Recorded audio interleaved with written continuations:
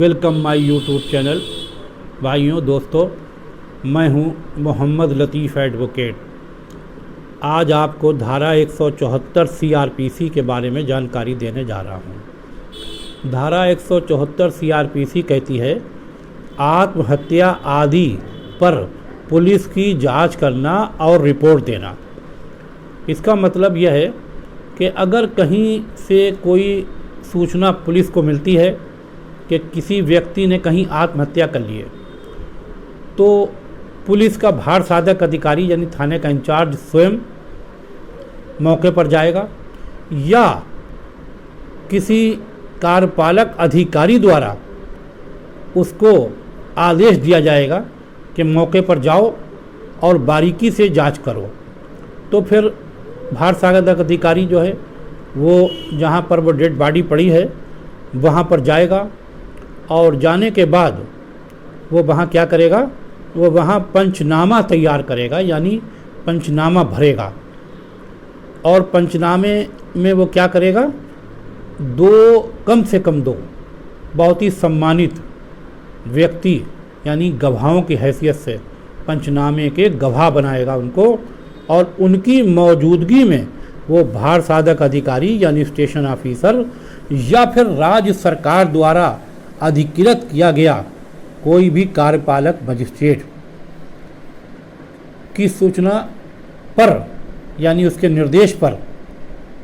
अब कार्यपालक अधिकारी कौन होता है? कार्यपालक अधिकारी डिस्ट्रिक्ट मजिस्ट्रेट, एसडीएम, ये कार्यपालक अधिकारी होते हैं। उनके निर्देश पर वो भार साधक अधिकारी साधारण तरीके से वो निर्देश दे दें, मौखिक दे दें या लिखित दे दें, उनके आदेश पर वो भार साधक अधिकारी यानी पुलिस का वो अधिकारी स्टेशन ऑफिसर वो मौके पर जाएगा और मौके पर जाकर वो क्या करेगा, डेड बॉडी का मुआयना करेगा। वो डेड बॉडी का मुआयना करेगा जहाँ पर डेड बॉडी पड़ी हुई है, वहाँ का आसपास का वो निरीक्षण करेगा और निरीक्षण करने के बाद जो दृश्यमान चिन्ह यानी क्या कारण हैं इसके, ये आत्महत्या करने के क्या वजहें हैं, अपने पंचनामे में उन सब चीज़ों का जिक्र करेगा। और जिक्र क्या करेगा, जिक्र वो करेगा कि वो बॉडी का पूरा अच्छी तरह से बॉडी की जांच करेगा।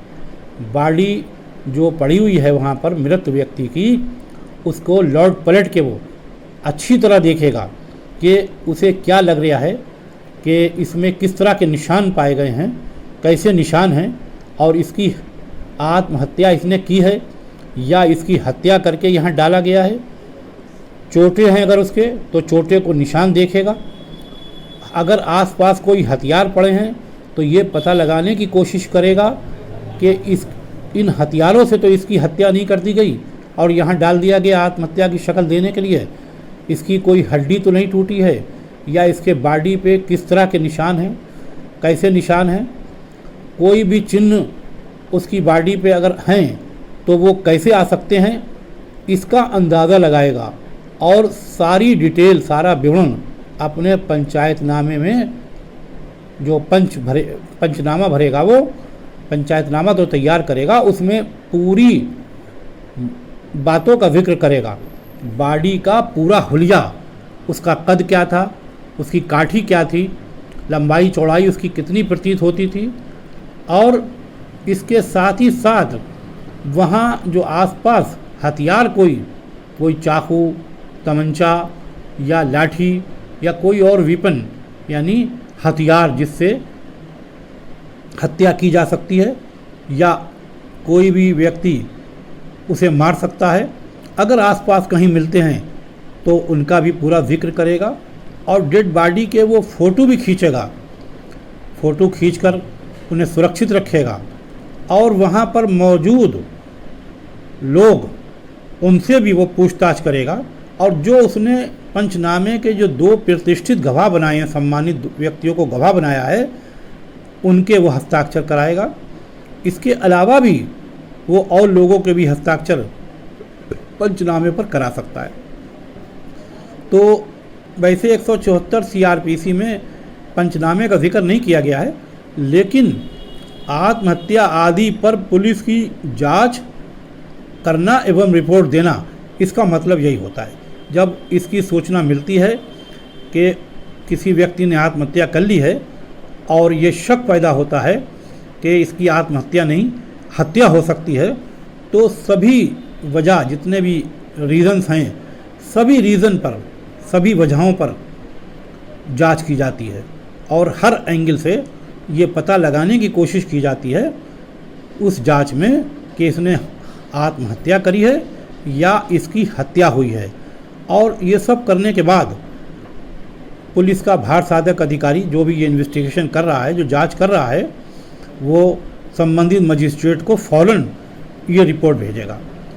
और अगर किसी महिला ने आत्महत्या की है, ऐसी कोई सूचना मिलती है, किसी महिला ने आत्महत्या की है और वो आत्महत्या संदेहपूर्वक मालूम होती है, यानी संदेह लगता है कि इसमें आत्महत्या नहीं की है बल्कि इसकी किसी ने हत्या कर दी है और आत्महत्या की शक्ल देने की कोशिश करी गई है, और वो महिला की शादी 7 वर्ष के अंदर हुई है, तो भी भार साधक अधिकारी इसी तरह की जांच करेगा। या महिला जो शादीशुदा है, जिसकी शादी को 7 वर्ष के अभी पूरे नहीं हुए हैं, 7 वर्ष के अंदर की शादी है, उसके ससुराल के लोगों ने, यानी उसके मायके के लोगों ने या ससुराल के लोगों ने कोई सूचना दी है कि इसको हत्या कर दिया गया है। किसी लोगों ने भी, मतलब चाहे वो मायके के हों या और ससुराल पक्ष के किसी भी आदमी ने, उसके घर के ना हो, उसके आसपास के हों, यानी ससुराल का ख़ानदान का भी ऐसी सूचना दे सकता है। अड़ोस पड़ोस वाले लोग दे देते हैं, अक्सर ये होता है कि पड़ोसी दे देते हैं कि डाउट है कि हत्या हो गई है, आत्महत्या नहीं है। तब भी पुलिस का अधिकारी को अगर संदेह हो जाता है तो वो उसकी इसी तरह की जांच पड़ताल करेगा। और ये सब करने के बाद उस डेड बॉडी को क्या करा जाएगा? सील करा जाएगा। सील करने के बाद उसका पोस्टमार्टम नज़दीक पोस्टमार्टम हाउस पर कराया जाएगा, और पोस्टमार्टम हाउस कराने के बाद वो लाश, डेड बॉडी जिससे संबंधित है, उसके सुपुर्द कर दी जाएगी।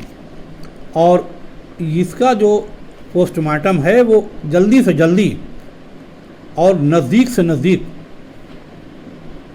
कराया जाएगा, ताकि लाश अगर गर्मी के दिन है तो सड़ने की संभावना है, गलने की संभावना है, ऐसा ना हो, क्षतिग्रस्त ना हो जाए, तो जितनी जल्दी हो सके उसका पोस्टमार्टम करा लिया जाएगा। ये सब कार्रवाई पंचनामा भरते वक्त पुलिस को करना है। यही सब जो है धारा 174 सीआरपीसी में डिटेल से बताया गया है। मैंने आपको सिंपल और आसान भाषा में 174 सीआरपीसी की परिभाषा बताई। उम्मीद है कि आपको पसंद आएगी और आपके काम आएगी। और अगर आपको ये पसंद आए तो आप इसे लाइक करें, शेयर करें और कमेंट करें। और अगर आपका कोई सवाल है या कोई कानूनी बात आप पूछना चाहते हैं, कोई कानूनी मामला आप जानना चाहते हैं, या आप पर कोई केस चल रहा है, उसके बारे में आप कुछ जानना चाहते हैं, तो भी आप हमारे कमेंट बॉक्स में जाके अपने सवाल को लिखकर पूछ सकते हैं। और अगर आप हमारे इस चैनल पर नए हैं या चैनल को आपने अभी तक सब्सक्राइब नहीं किया है, तो इसे सब्सक्राइब ज़रूर कर लें, ताकि अगली वीडियो जैसे ही अपलोड हो उसकी जानकारी सबसे पहले आप तक पहुँचे, और बेल आइकन का बटन को प्रेस कर दें ताकि नोटिफिकेशन तुरंत आपके पास पहुंच जाए। इसके साथ ही आप अपने मिलने जुलने वालों को, अपने दोस्तों को शेयर करें, और अगली वीडियो में अगली धारा के साथ आपसे फिर मुलाकात होगी।